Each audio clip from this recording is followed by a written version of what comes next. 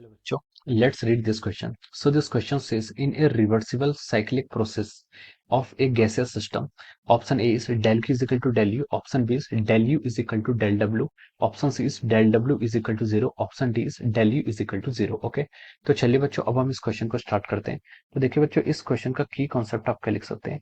The key concept of this question, इस question में हमें क्या बताना है?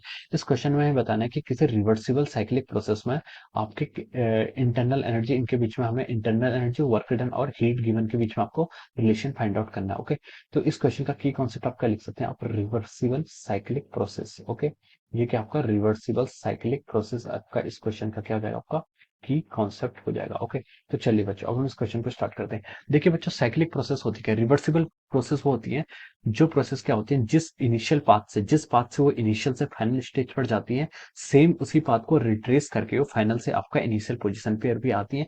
Such type of reactions is called our reversible process बोलते हैं उन्हें। ठीक है, साइक्लिक प्रोसेस क्या होती है? साइक्लिक प्रोसेस हम कहते हैं जैसे आपका एक इनिशियल स्टेट मान लीजिए ए से है, ये आपका बी पर है। ओके, अब देखिए आप किसी पाथ से, आप किसी प्रोसेस से आप ए से बी की तरफ मूव करें, this is the path. Okay, और अगर आप क्या करते हैं, बी से लेकर ए की तरफ को मूव कर जाते हैं। ओके, तो such type of process is called cyclic process. ये एक साइकिल पर वर्क कर रही है, ए से बी की तरफ पहले गए, फिर हम बी से ए की तरफ आए। रिवर्सिबल प्रोसेस क्या होती है? हम ए से बी तक जिस पाथ में जाएंगे, बी से ए से बी हम उसी पाथ में वापस चले आते हैं। तो such type of process is called our reversible process. Okay, अब देखिए इसने हमसे पूछा है कि इन ए रिवर्सिबल साइक्लिक प्रोसेस, देखिए जो आपका इंटरनल एनर्जी होता है, आपका क्या होता है? इंटरनल एनर्जी, यहाँ पर हम तीन क्वांटिटी डिफाइन कर रहे हैं। Del U is equal to क्या होता है? आपका डेल क्यू माइनस डब्ल्यू, ऐसे हम डिफाइन करते हैं। इंटरनल एनर्जी क्या होता है?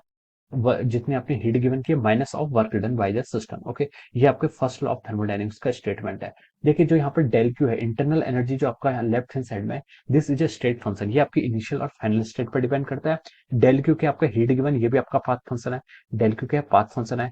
और डब्ल्यू, डब्ल्यू क्या आपका वर्क डन, ये भी आपका क्या है? पाथ फंक्शन होता है। ओके, तो हम कह सकते हैं कि जो डेल क्यू है वो स्टेट फंक्शन है, बाकी ये दोनों क्या आपके पाथ फंक्शन के इक्वल है। पाथ फंक्शन का मतलब होता है जो प्रोसेस पर डिपेंड करते हैं। जैसे वर्क डन आपका हर केसेस में डिफरेंस होता है, आइसोकोरिक प्रोसेस में, एडियाबैटिक प्रोसेस में, आइसोथर्मल प्रोसेस में। वैसे डेल क्यू भी आपके कांस्टेंट वॉल्यूम पर, कांस्टेंट प्रेशर पर डिपेंड करता है। ओके, लेकिन इंटरनल एनर्जी किसी भी क्वांटिटी पर डिपेंड नहीं करता है, ये सिर्फ आपका इनिशियल और फाइनल पोजीशन पर क्या करता है? डिपेंड करता है। तो हम लिख सकते हैं कि internal energy, change in internal energy is equal to U F minus U I के इक्वल आपका होता है। ओके, अब देखिए इसने बोला साइक्लिक प्रोसेस। साइक्लिक प्रोसेस में देखिए जहां से स्टार्ट किया वहीं पहुंच जाते थे, हम बोल सकते हैं डेल यू कितना हो जाएगा? आपका जीरो के इक्वल हो जाएगा। ओके, अब देखिए डेल यू आपका क्या हो जाएगा? इस प्रोसेस में आपका जीरो के इक्वल हो जाएगा। तो देखिए ऑप्शन ए से अब स्टार्ट करते हैं। ऑप्शन ए में बोले इसने del Q is equal to del U के इक्वल होगा, तो ये ऑप्शन क्या हो जाएगा? रॉन्ग हो जाएगा, क्योंकि डेल यू आपका जीरो के इक्वल हो जाएगा इस केस में।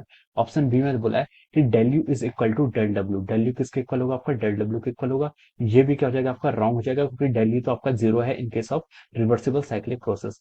सी में इसने बोला है कि del W is equal to zero, ये भी क्या हो जाएगा? आपका जीरो हो जाएगा, बिकॉज ये आपकी आइसोकोरिक प्रोसेस पे ही पॉसिबल होता है। ओके, तो ये स्टेटमेंट भी आपका रॉन्ग हो गया। डी में बोला है del U change in internal energy is equal to zero, तो हम बोलेंगे yes this is the correct answer of this question. तो आपका इसके करस्पॉन्डिंग क्या होगा? जो आपका ऑप्शन डी है, option D is the correct answer. हम क्या लिख सकते हैं? Option D is correct answer of this question. Okay, option D क्या होगा? इसके करस्पॉन्डिंग आपका राइट आंसर हो जाएगा। So I hope you all understood this concept. All the best and thank you so much.